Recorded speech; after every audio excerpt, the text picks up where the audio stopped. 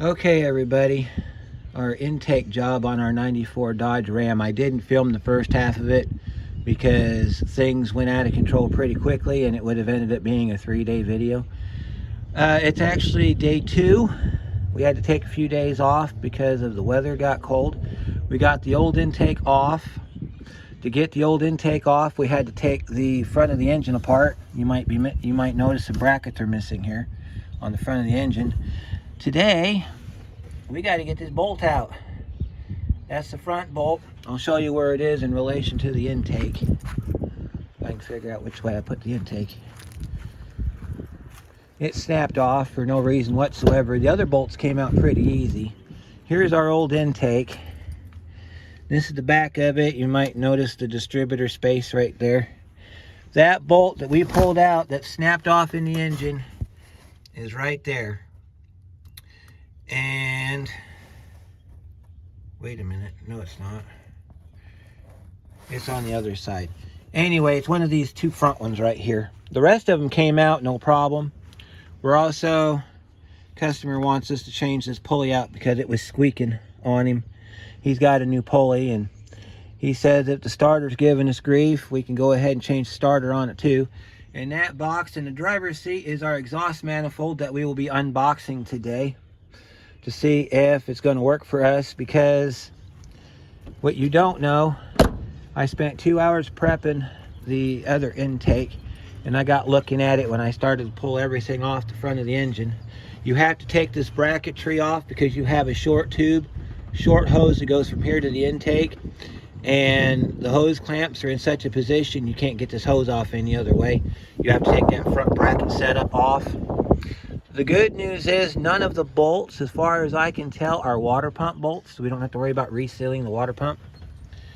On the exhaust manifold on the passenger side in the back, you might be able to see it down there, is where your provisions would be for your EGR tube. This truck was made non-EGR for reasons that still escape me. So we have to change this manifold with the one that we got so that our EGR tube will bolt down to the back. So today's job, we're going to try to get this bolt out. We're going to get the hole cleaned up and rethreaded. Then I'll go to the hardware store and buy another bolt for it using one of the bolts we have in the truck. And then I'll start getting our gasket sealed up here and get this thing back together. The way we're going to do this, we're going to drill and tap it out. So I'll stuff a rag in here. You can put tape on it if you feel best. I'm going to stuff a rag down in there so we don't get metal shavings inside of our coolant jacket. And then I'm going to move my blanket here so that it covers up the middle of the engine here so that we don't get any metal shavings down in our oil. And spend all day trying to drill that out. I'll show you what I got to do that with. I got my drill, my screw extractor kit, and my new set of drill bits. I also got a punch and a torch. So we're going to get nasty on this thing today. So if I get this done today, I'll bring you back and show you that we got the hole cleaned out. Otherwise, I'll bring you back when we get ready to put the intake down on. Okay, day 3 on the intake build on this 94 Dodge Ram 1500. Got the hole bored out yesterday, got the threads 3 tapped in there, so we've got a bolt hole again. It's 5/16 18, if you're wondering what tap I used on that. It's the same one that they use on the thermostat for the bolts for the thermostat. So we got that cleaned up. Got that drilled out yesterday. Took 6 hours to drill it out. So we're ready for the intake to go back on, but need to show you the comparison between the two. Okay, this is the intake we're installing. It's off of a 94 Ram 1500, just like that one. We got our provisions on this side for our vacuum. We've got our EGR valve, which is required. So this we're putting the injectors in here today. So we're going to be putting our brand new injectors in that we did a video on already.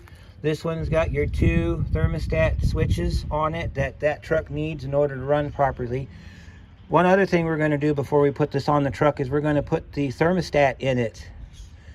And I'll explain why in a minute.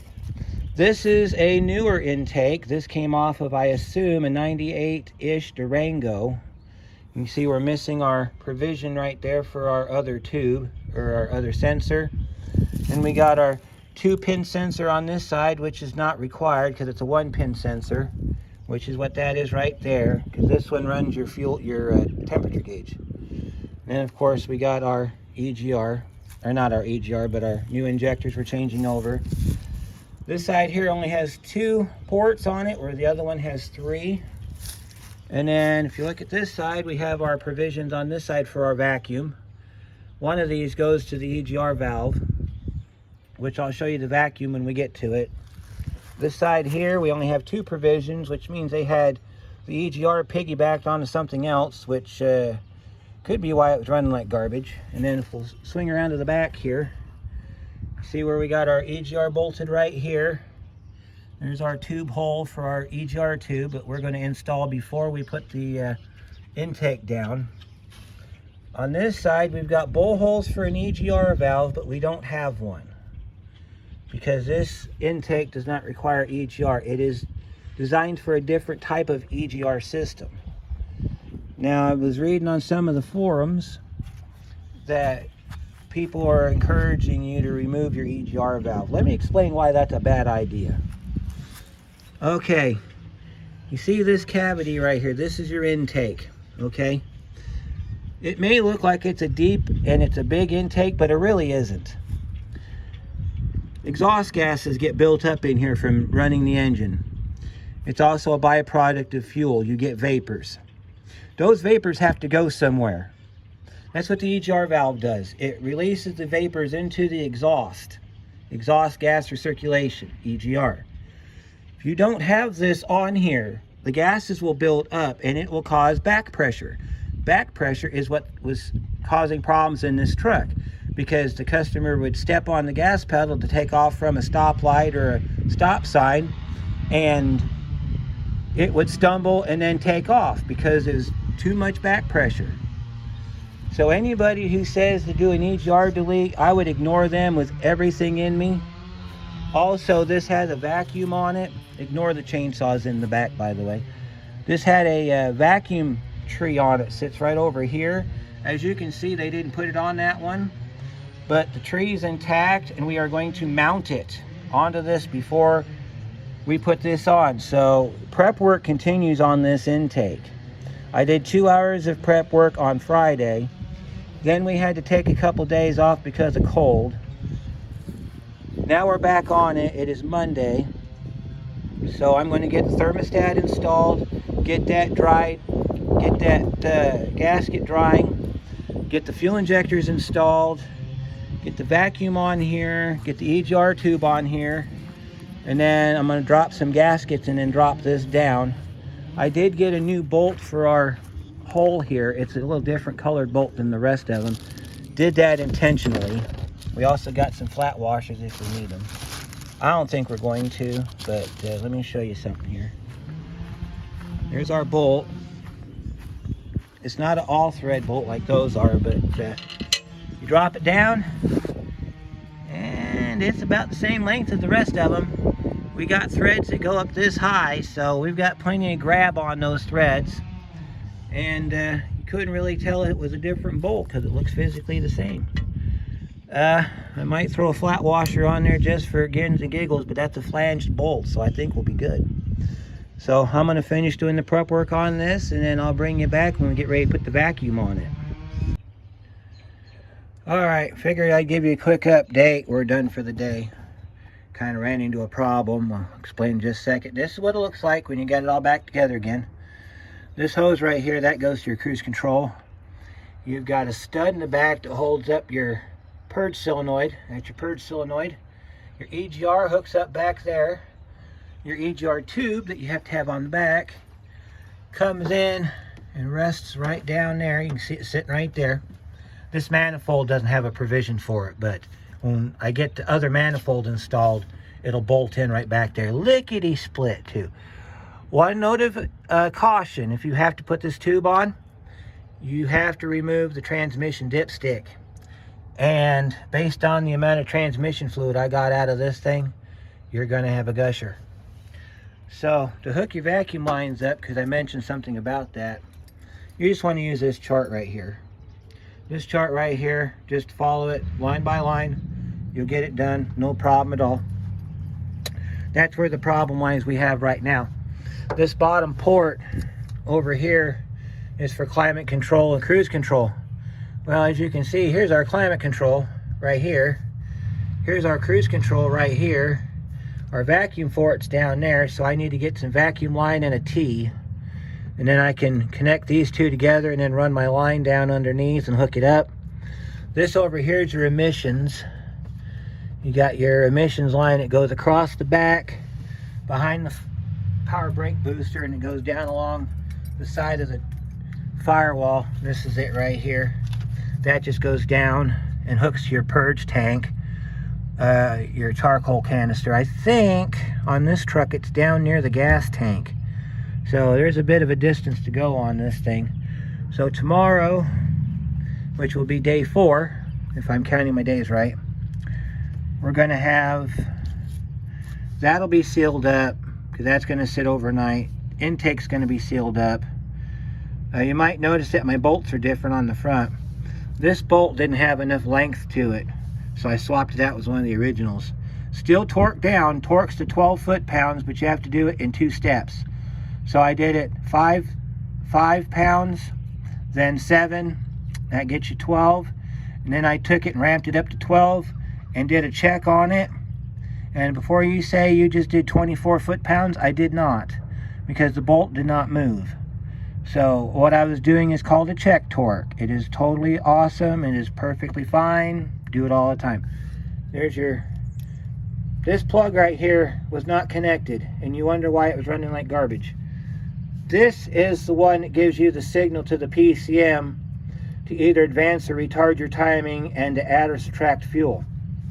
This one runs your gauge inside the truck. That's all it does. That's all it's for.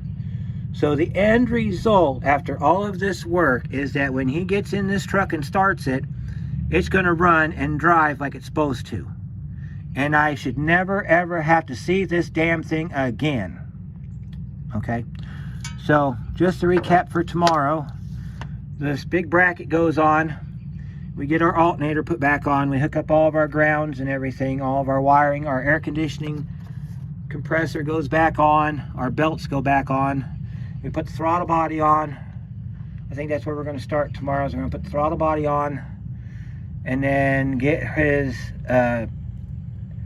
piece over there put back on and hook all the electrical back up, put some coolant in it, see if it leaks. I hope it don't. If it does, I don't care at this point. There's a little bypass hose that goes here that's got to be put back on tomorrow, and then fire it up and let it run. And we'll bring you in tomorrow when I get it all back together, and we'll see how it runs. It's going to be a little bit noisy, only because that EGR tube's not connected to anything. So if you hear something funny tomorrow, kind of like a tinny sound, that's because that EGR tube's not hooked up. Then customer will be here, I think he said Wednesday, with the new manifold. Already we've got a broken bolt back in here we're going to have to deal with. But the good news is it broke flush. So if we do it right, we might be able to get it to come out. That bolt's loose, that bolt's loose, that bolt's stuck, that bolt's loose. This one's crunchy. So I'm going to have to work this one back and forth, try to get the crunchy out of it and see if I can save it so I don't have to drill it out again like I did the other one. But usually exhaust manifold bolts, they're the ones that I dread the most because of all the rust and garbage inside it. So I think we'll do this a part 1 and part 2. So I'll wrap this up as being part 1, and then part 2 will be when we get it all back together and we're running it. So we'll leave it at that. We've got to another vehicle we're going to work on. That's a completely different video. So we'll see you back here for part 2.